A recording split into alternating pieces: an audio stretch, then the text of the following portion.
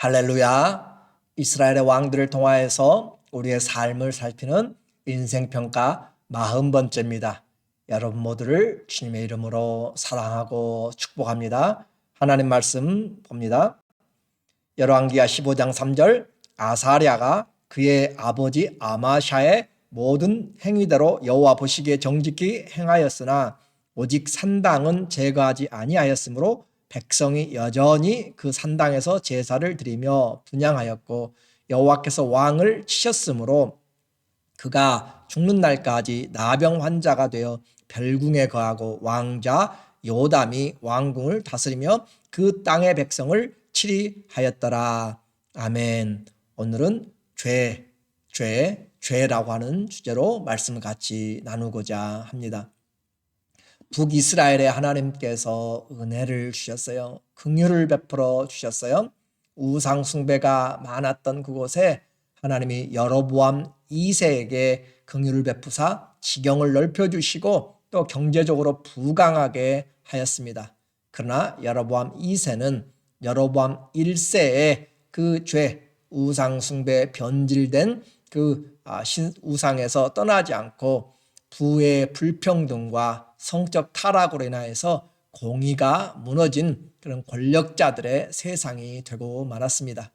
이런 죄가 많은 곳에 하나님은 또 선지자들을 부지런히 보내서 요나 선지자를 보내고 아모스 선지자를 보내고 또 호세아 선지자를 보내서 정의를 물같이 공의를 하수같이 흘러보내도록 지속적으로 그렇게 신앙의 개혁을 부르짖고 있습니다. 오늘 우리 시대에도 하나님은 종야 말씀을 보내서 하나님의 자녀들을 일으켜 세우시고 또 믿지 않는 자들에게 회개의 말씀을 선포하고 계시는 것이에요. 그래서 우리에게 베풀어 주신 그 은혜가 헛되지 않도록 우리는 열매 맺는 삶, 또 회개에 합당한 열매를 맺어야 되죠. 오늘 열왕기하 15장에서는 이스라엘의 14대 왕부터 마지막 19대 왕까지의 그 반란과 반역에 대한 것들을 기록을 하고 있습니다.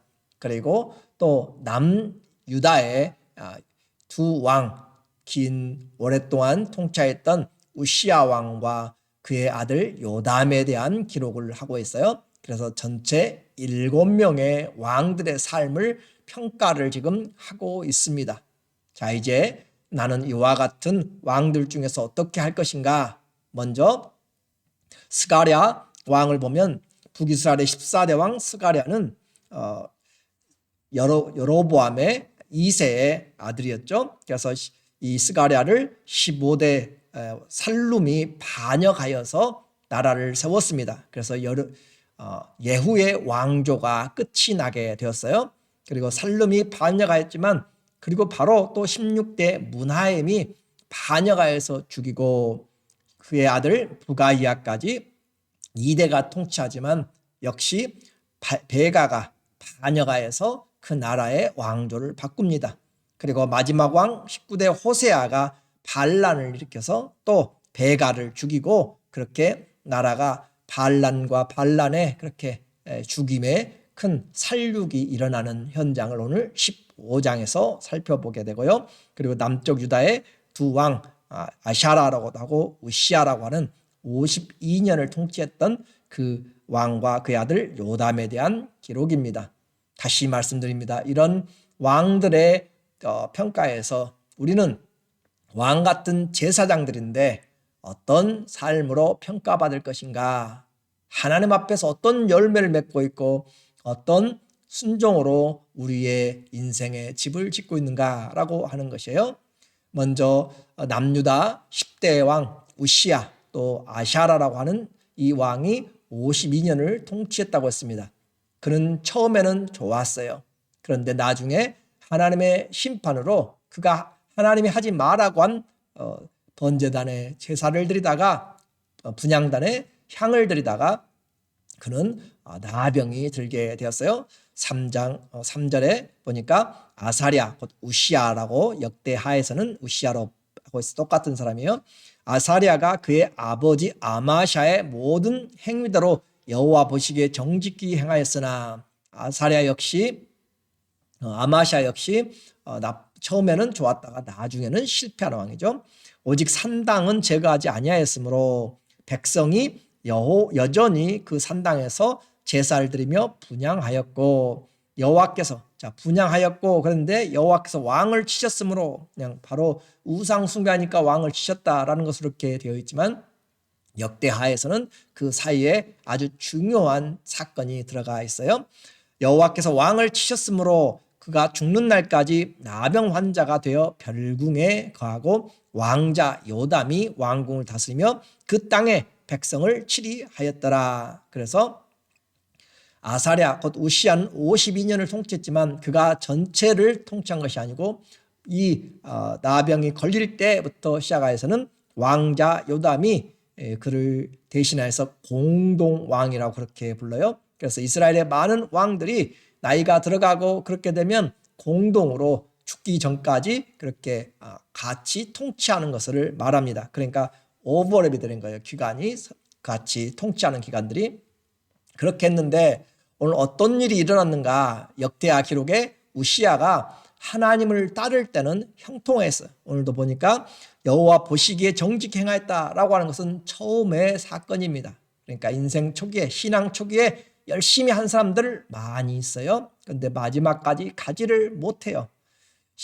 역대하 26장 5절 하나님의 묵시를 밝히 하는 스가랴가 사는 날에 하나님을 찾았고, 이 우시아 아샤라라고 하는 왕이 스가랴가 사는 동안, 하나님의 말씀을 전하는 선지자가 사는 동안에 하나님을 찾았다라고 이야기합니다. 하나님을 찾았어요. 하나님의 계시를 풀어주고 말씀을 전달하고 말씀이 들려주니까 그가 하나님을 찾았고, 그가 여호와를 찾을 동안에는 하나님이 형통하게 하셨더라.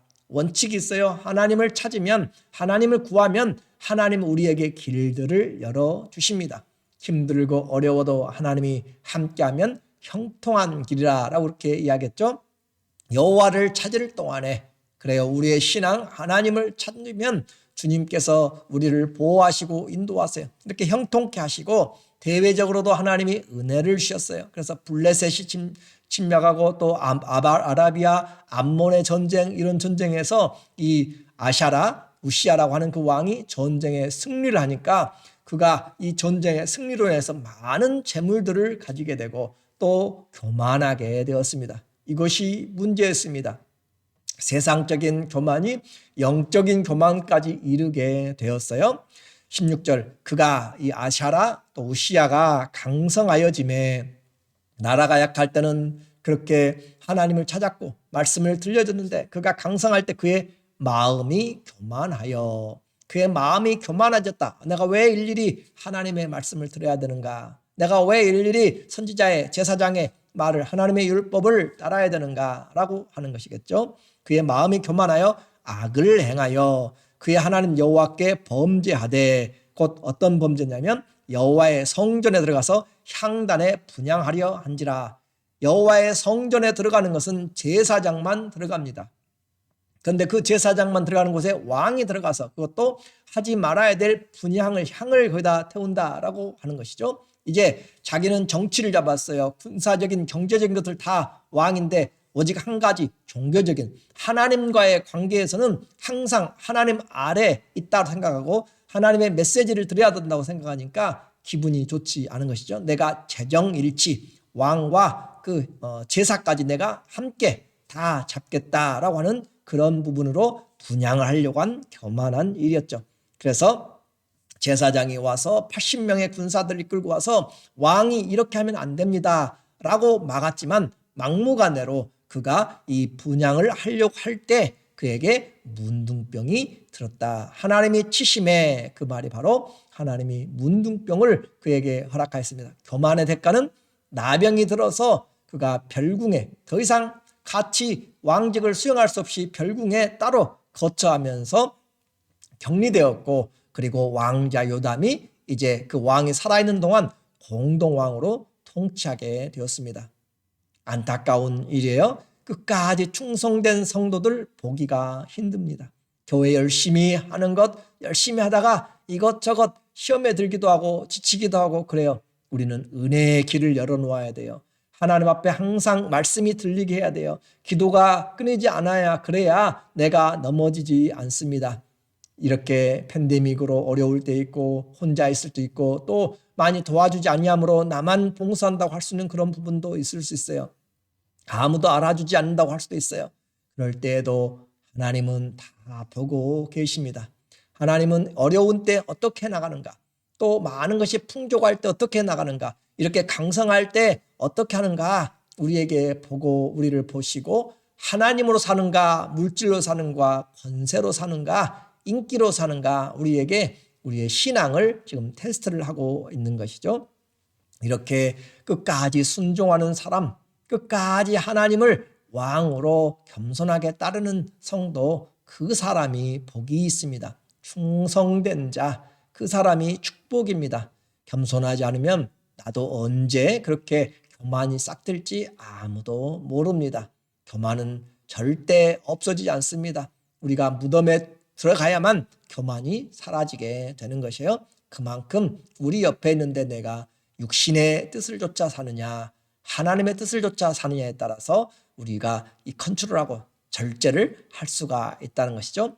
전쟁의 승리로 영화롭게 되고 부하게 되자 하나님의 법을 무시한 이 우시아의 사건은 이제 그가 가장 하나님 앞에서 섬겨나가는 이 52년의 기간 동안 북쪽의 이제 모습을 보니까 남쪽에서는 이 우시아와 또 특별히 그의 아들 왕자가 공동 통치죠. 그 하는 52년 동안에 북쪽은 33년의 기간 동안 사람들이 바뀌고 4번의 반역이 일어났습니다. 우리가 이미 한번 보았던 것처럼 더 자세하게 이제 보니까 열왕기하 15장 8절부터 보면 유다 왕 아샤라, 우시아 왕이죠. 그 제 38년에 여로보암의 2세죠. 여로보암 2세 아들 스가랴가 사마리아에서 6달 동안 이스라엘을 다스리며, 자, 6달 동안 여로보암의 아들이 6달 동안 다스리고 반란이 일어났어요. 그래서 그의 6달 동안 다스린 그 삶의 평가가 그의 조상들의 행위로 여호와 보시기에 악을 행하여 이스라엘로 범죄하게 한 느바세 아들 여로보암 1세의 죄에서 떠나지 아니한지라. 그래서 이렇게 죄를 졌는데 그를 반역해서 반란을 일으켜서 야베스 아들 살룸이 그를 반역하여 백성 앞에서 쳐 죽이고 대신 왕이 되니라. 6개월짜리 왕이었습니다. 그리고 이로써 예후의 왕조가 끝이 나게 되었어요.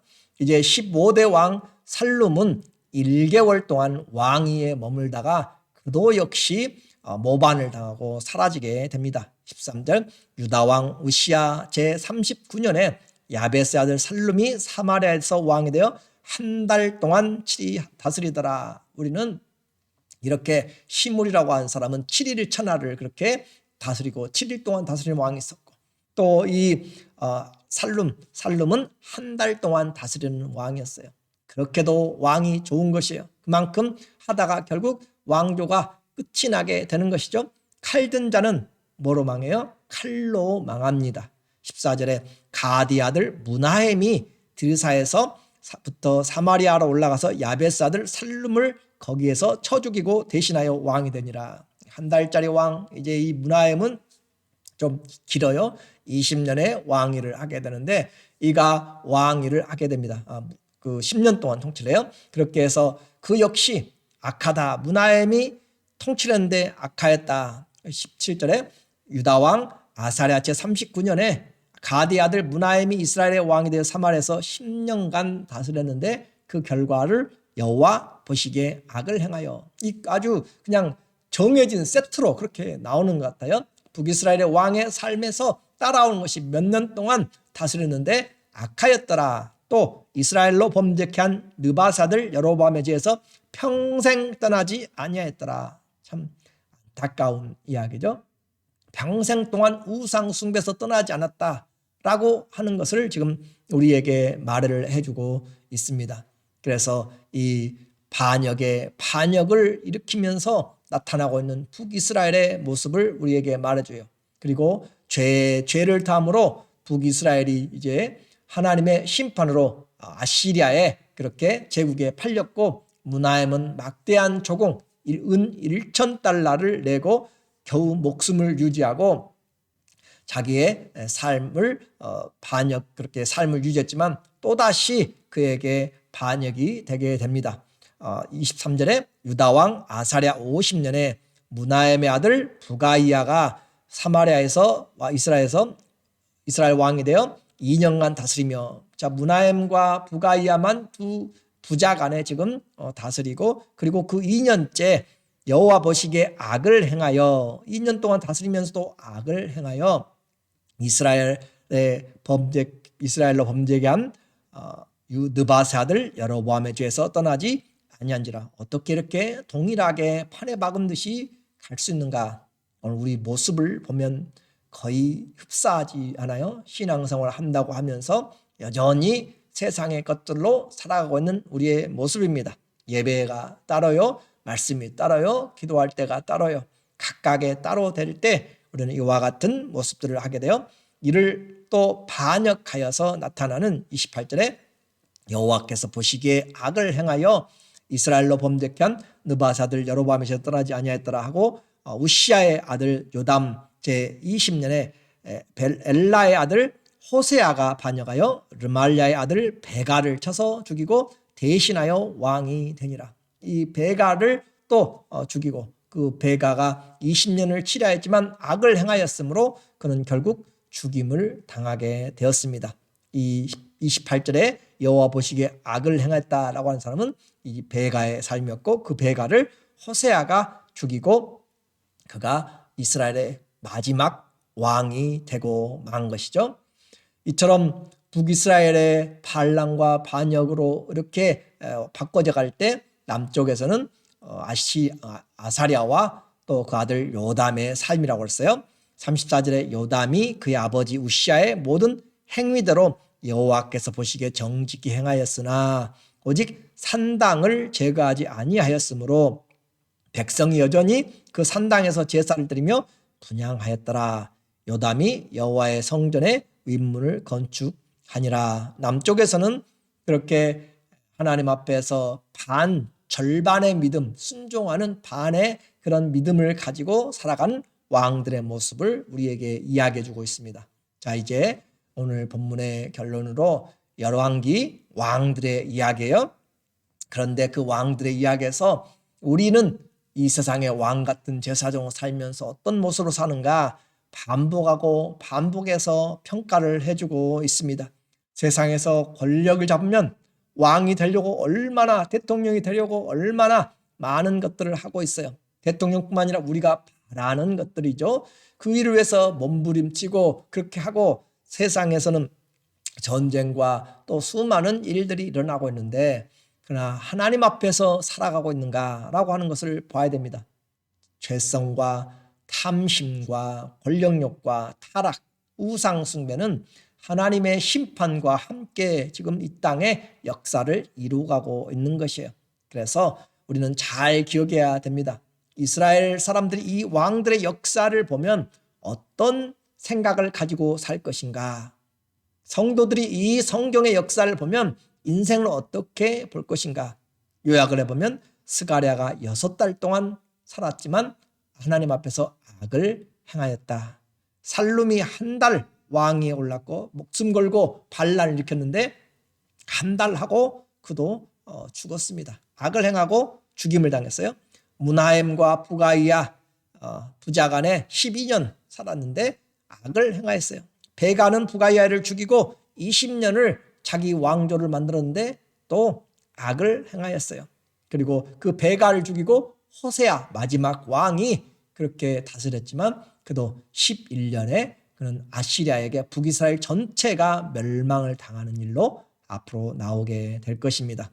몇 년 위에서 목숨 걸고 그렇게 반란을 일으키고 했는데 결국 만들어낸 것은 똑같은 죄의 무덤만 더 쌓아놓고 말았습니다. 남쪽의 우시아 왕 52년 선으로 시작했다가 마지막에는 하나님 앞에 교만함으로 징벌을 받아서 선인지 악인지 구별되지 않는 삶이에요. 요담도 하나님의 말씀을 젖을 때는 좋았지만 산당을 없애지 아니하고 악을 행하는 그런 모습으로 선한지 악한지 정확하게 구별하지 못하는 그런 인생을 살게 되었습니다. 자, 다시 말씀드립니다. 주님 앞에 겸손하게 우리 인생을 바라보지 않으면 우리도 악을 행하다가 안개처럼 사라져가게 될 것입니다. 권불 10년이라고 이야기해요. 권력 10년 못 넘깁니다. 아니요, 그래요. 30년도 갈 수 있어요. 80년도 가요. 그런데 그 결과를 하나님 앞에서 하나님은 영원히 우리를 평가하십니다. 세상 70이요 80입니다. 또 아니면 100세라고 해도 하나님 앞에서 살지 않으면 헛되고 헛됩니다. 지금 내가 살아가는 이유는 사랑하기 위함입니다. 지금 내가 살아가는 이유는 하나님 앞에 좋은 열매를 맺기 위한 것입니다. 지금 내가 사는 이유는 하나님의 말씀을 순종함으로 지혜로운 멸망하지 않는 인생의 집을 짓기 위함입니다. 주님 보시기에 잘 살아가고 있기를 원합니다. 이 질긴 우상의 죄에서 벗어나는 길, 구원은 무엇인가 진지하게 한번 생각해 보아야 됩니다. 주님이 우리 인생을 세우지 아니하시면 살아가는 우리 인생의 수고가 헛되다는 것이 결론입니다. 오직 주의 말씀에 순종하여 가르침을 받으며 순종할 때 하나님의 좋은 기대하는 열매를 우리가 맺어가고, 그리고 반석 위에 집을 세운 지혜로운 성도들로 주님 앞에 설 수 있는 귀한 우리의 삶이 되시기를 예수님의 이름으로 축원합니다. 아멘. 기도하겠습니다. 하나님 아버지, 오늘 주님 앞에 함께 기도하며 주의 말씀을 들었습니다. 주님, 내 인생의 모습을 다시 한번 보면서 죄가 연이어서 일어서 나타나는 이런 환경에 일평생 겸손하게 하여 주시고, 하나님 앞에서 이 말씀을 받은 자로 나를 돌아보고 선한 열매, 좋은 열매 맺어가도록 좀 도와주시고, 순종함으로 인생의 집을 반석 위에 세울 수 있는 지혜로운 건축자들 되게 하여 주시옵소서. 남은 날 아무도 보장하지 못합니다. 우리는 성경의 말씀을 경계로 삼아서 남은 삶에 주님과 함께 주의 뜻을 이루어가는 귀한 나그네 된 삶이 되도록 복 주시옵소서. 예수님의 이름으로 기도드립니다. 아멘. 우리의 삶 하나님 앞에서 가장 좋은 열매 맺는 기회이고, 또 순종함으로 집을 지어가는 기회입니다. 살아있음이 축복이고 사랑하기 위한 기회입니다. 오늘도 우리의 남은 삶에 주와 동행하셔서 많은 열매들을 맺어가기를 주의 이름으로 축원합니다. 감사합니다.